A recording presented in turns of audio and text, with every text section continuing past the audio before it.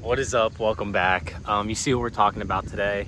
This last video right here, I dropped like my full program leading up to my show, my bodybuilding show, my first ever bodybuilding show that I used for like a year and a half, made crazy progress. Now that my show is over, these are the things that I'm gonna be working on to improve, work on my weaknesses, and I'm gonna give you guys some shit to think about to potentially help you improve your training as well. Drop a like for the boy, and if you get something good out of this, just leave that like for me, bargain with me a little bit. If you don't get anything out of it, then you can take that shit away. All right, so let's get into this. After the show, I got feedback from the judges, and basically the gist of it is I need to get fucking bigger everywhere, okay? But as someone who's been lifting for a long ass time, over 12 years of my life, I gotta be realistic with my expectations. What can I realistically expect from myself? So my goal, if I can add 3 to 5 pounds of stage weight before my next show, I'm gonna be happy, because I do think there's areas that I definitely can improve in.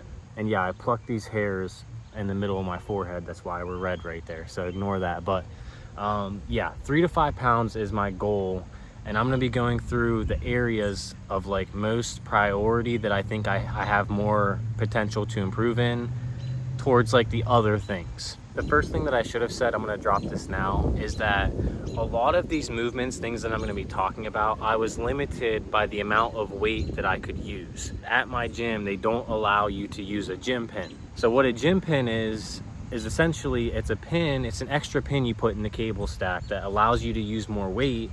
And the benefit of this is that it allows you to train your muscles heavier, essentially, without having to use super high rep ranges, which makes things harder for you to progress as you get more and more advanced. So I figured out a workaround to not being allowed to use a gym pin.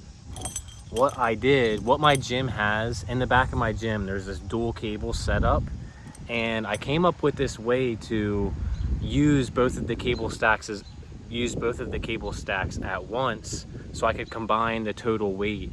So like on my back movements and my rows, my shrugs, and potentially even my weighted cable crunches, I figured out a way I can go heavier. I bought these like towing straps off of Amazon, and I attached one to each cable, and I bought these really strong carabiners so that I could basically just maximize the amount of weight that I can use, so I can further see progressive overload again at a normal rate, instead of having to do back movements of a full stack, 15 to 20 reps.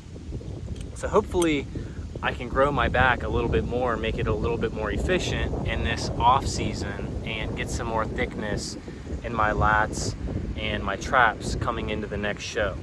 This literally costed me 30 bucks. If I can get some more gains off of it, it's gonna be worth it. So starting with my back is definitely my weakest area.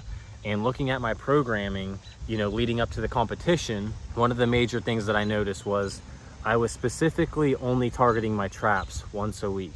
I've upped that to 2 times a week in this block to try to improve on my traps.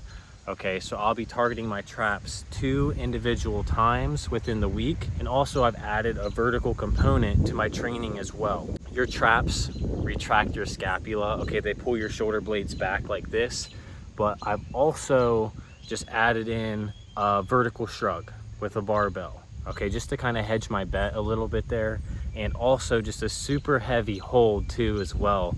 Just maximizing as much weight as I can hold and trying to isometrically challenge my traps. That's what I'm doing to work on my traps, and I'm just gonna build these movements up. On my lats for my back, I am now switching to, for the longest time, I was just doing pull downs and some sort of heavy row. I like to keep like a vertical pull and a horizontal pull in the program, but I'm now switching my straight up and down vertical pull to something more in this range of motion right here. Still a little bit more vertical, but just like a little bit more horizontal, because from what I've seen, studies and stuff like that, and my favorite coaches at the top, like the general consensus is that like your lats lose leverage at about 120 degrees of shoulder flexion. Okay, so as you get up over your head, your lats lose leverage to do the movements. I've been doing a shit ton of vertical pulls pretty much all of my training forever, and so now I'm going to switch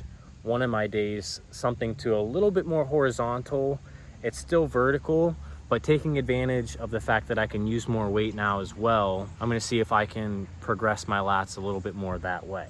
And the cool part about this is that like some of this stuff is a little bit experimental.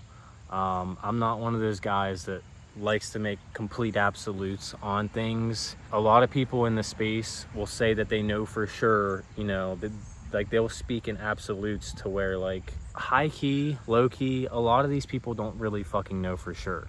They're just saying that they think, like they're saying they know, but what they know is just something they've heard from somebody else because they read it in a study.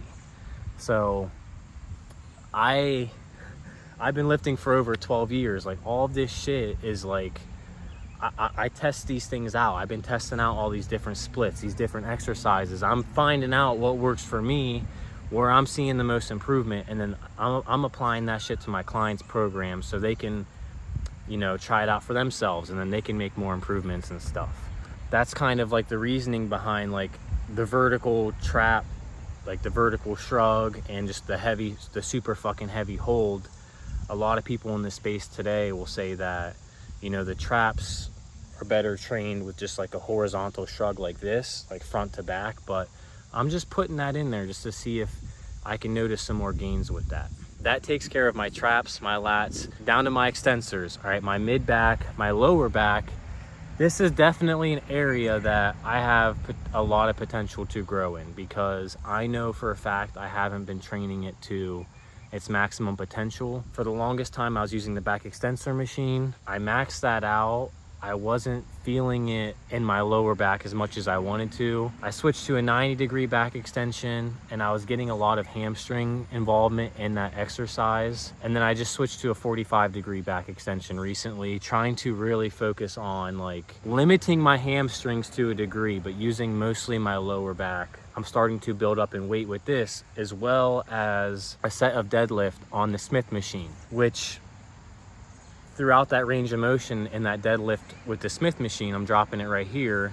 There's a long moment arm, meaning that like at the bottom, like towards, like through that little range of motion there, your back has to work, especially your lower back, those muscles towards the bottom of the spine have to work really hard to like stabilize, and isometrically they're getting a lot of work there. Throughout this year, I'm going to see how heavy I can build that up, and then if that has any effect on my lower back development. So that's it for my back. That was probably my weakest point. So the next thing, my legs. There's a couple things I gotta admit when it comes to my legs. So leading up into the show, I don't know how many times exactly, but I can go count it because I track all my workouts. My second leg day always fell on a Saturday, and there was a good handful of times where I would just say, I don't need it, my legs look fine. Okay, and this was before I decided to commit to the show. If I could go back, I wouldn't have been kind of skipping those second leg days, because my legs do generally look really good. Definitely like higher than like the average, you know, person standards, but even for the gym goer, my legs look pretty solid. Like I have pretty good quad genetics, I would say, just with like how the shapes are and stuff. But so just being more consistent with that second leg day, not missing the lifts, but also adding just a little bit more volume to my quads, targeting them directly 2 days a week, along with the leg press volume, is going to help the quads a little bit more, I believe. My hamstrings were pretty solid already. Those have seen like crazy progress. And then my adductors, okay, the insides of your legs, the adductors. Something that I figured out is that this is a game-changing tip right here. You can actually use the adductor machine with one leg. And I'm working on this, but this is something I just tested for myself. This is like where your mind-muscle connection can actually like, it comes into really good play here. Just trying to only use one leg at a time on this machine, it is possible, and it's going to allow me to make further progress with my adductors, the insides of my legs, to help with my width on my legs. For the longest time, I hit like 20 reps on this machine, and then once you get that high in reps, especially as you become advanced, you really stop making progress there. You're not creating any further positive adaptation. So I was kind of limited when it came to my adductors, aside from the work that they get with like your standard leg press and your squats and stuff. But I'm able to now target them directly, which is cool, and all of those other little adductor muscles as well, since I'm using this machine again. And same thing with the abductor machine. You can use that one leg as well, so that's going to help out with my glutes a little bit more. So for a couple miscellaneous ones here, I'm actually starting to train neck now. One, yes, my goal is that I hope it helps with like how my traps appear in the back, like with my aesthetics. Like I'm hoping it gives me like a little bit wider of an appearance and helps just generally with my physique. But also, I sit at my fucking computer a lot and I'm like, my neck pokes forward like this, so I'm trying to like just strengthen my posture a little bit with that. So I did get a neck harness and I'm just literally training extensions and lateral flexions, which, you know, there's a lot of benefits aside from just the aesthetics from that. For my arms, okay, we'll talk about this maybe more later for a separate video, but my left arm is smaller than my right. It has been forever.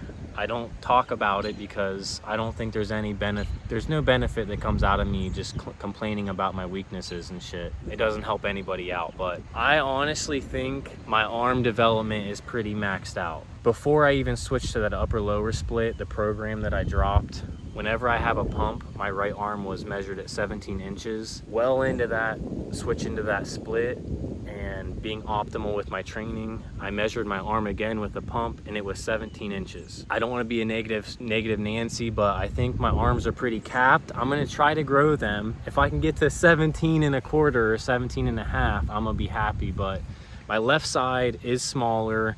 It could just be my genetics. It could be my genetics with my insertions, my anatomy, or I'm just hitting my max for my genetics on how much muscle I can build in my fucking arms, okay? And that's me saying as a coach, like not speaking in absolutes and saying that I don't know. I literally don't know, and you know, I don't want to lie to you guys, okay? Sometimes there's just shit that I don't know, but I'm willing to hedge the bet that it's just like my genetics, it's my insertions for my muscles, and I'm just about capped out with those gains there. But I'm gonna fucking try. So I'm doing all unilaterals for the most part for my biceps and triceps, leading with my weak side first, my left arm. Once I fail with my left arm, I'm not passing that amount of reps with my right because I don't want to create a larger disparity there. I'm adding like an extra set sometimes with my left side, essentially, just to see if that little boost of volume can, you know, help bring the imbalance a little bit closer. But I think it's mostly coming from my tricep too. But I think bicep and tricep, my right side just grew a little bit more, it developed a little bit more over the course of my training for whatever reason. It's like a half-inch difference. Couple little things here. My delts, my lateral delts, people always roast me for my delts. I'm fucking natural. When I first started, my lateral delts literally were non-existent. I think they look actually, you know, pretty good now for what I've, you know, built up for being natural. And I think my delts might have some room to grow still, but I'm not banking on a whole lot of more lateral delt growth. Like, I'm gonna work my ass off to try. I'm training them optimally. I'm using lateral raises, going fucking heavy with good form, training them 4 to 6 sets a week. Whenever I go beyond that, my progression stalls and even regresses when I try to do too much volume with them. So I am adding a couple sets of frontal raises in to try to see if I can get my front delts to pop a little bit more. And then with my chest, if I can get my chest to grow a little bit more too, I'll be happy. But I maxed out the pec fly machine and I was getting up to like 15 reps and I was just stuck there. So I'm switching to the cable press to see if I can, you know, work up in weight on that to keep seeing some progressive overload with my chest to try to make it bigger. If my gym allowed me to use a gym pin, I would use that on the pec fly machine. That's like my favorite thing. The cable press is my second favorite. The setup is just annoying once you get really heavy, but I figured out a pretty, you know, decent setup for that. But back, legs, those are my main two that I can definitely see potential progression with. And I'm gonna work on those heavy this off season. Just overall, just staying consistent and just, you know, working my ass off and trying to make every set go as hard as I can in every set and squeeze out as much potential growth that I have left. And then the cool thing too about having these and having more access to using more weight is that now in my weighted cable crunches, I can potentially go heavier and get some more ab development too. So I'm excited for that. But I hope that helped a little bit. I didn't mean for that to be long as hell. Regardless, like, don't worry about your genetics and stuff like that. I'm just at the level where I've been lifting forever. I'm very advanced and I'm trying to scrap and fight for as many gains as I can that's left. And just show you guys that, like, just work hard as fuck, fight for it, and there's always room to improve. So with that being said, hope you have a good day, good weekend. Get yours, I'm gonna get mine. Till the next one, peace.